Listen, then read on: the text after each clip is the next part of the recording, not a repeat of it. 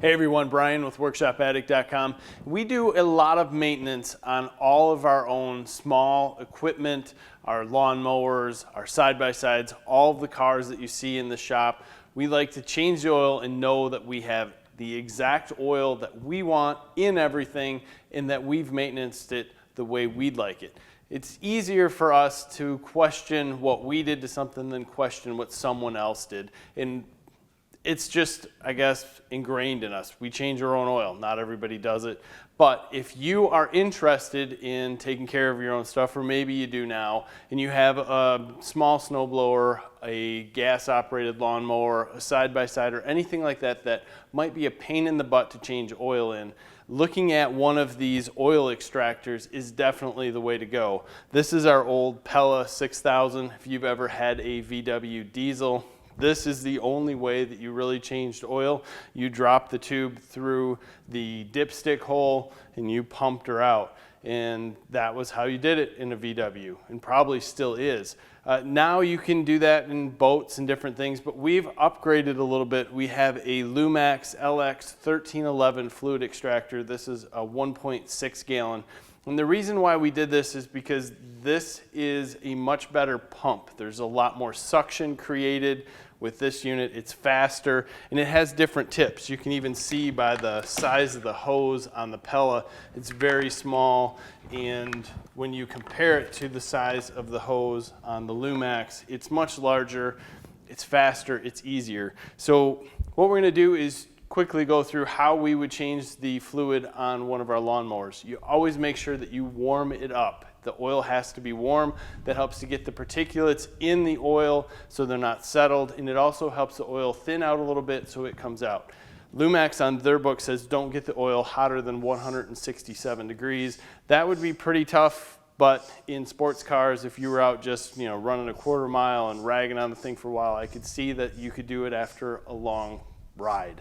But make sure that it's not too crazy hot, but you're gonna want it well over 100 degrees. You put this in where you would fill the oil on a lawnmower or down the dipstick hole. They also have a larger one here that you can use if you have a large enough hole to go in. Pump this a couple times, you'll start to see the oil come out, it'll start to fill up, and then it'll start to grasp for some air. All you have to do is move the unit around. If it's a lawnmower, try to get every little bit of oil that you can out. It doesn't matter, it does matter how much is there, but it doesn't matter how much you try to really suck everything out. You realistically don't get all the oil out anyway when you change oil and tip it or try to drain it. There's always crevices, always places there's going to be some old oil left. That's it. Add some new oil and you're done. Now in a car, if your car is able to do this, you can simply just push it down the dipstick tube, start pumping, and it'll extract the oil out. And it's the same with a car. You're not always getting out all the oil, even if you pull the drain plug. I know a lot of people think, hey, there's going to be little pieces of oil or particulates in the bottom, little pieces of metal. And I hope not. I hope you don't have metal in your oil, because that means your filter's not working, one, and there's no way that if you pull the plug that all that metal that's just sitting on the bottom is just going to start coming out. A lot of oil pans even have a 1/4 inch or an 1/8 inch little lip, so you're not even draining all of the oil on the bottom. So cool things to look at that might save you some time and save you some hassle. I hate having oil all over my hands or having a mess to clean up underneath, or even worse, going through and cleaning up my small oil pan that we have to use sometimes. It's just not worth it.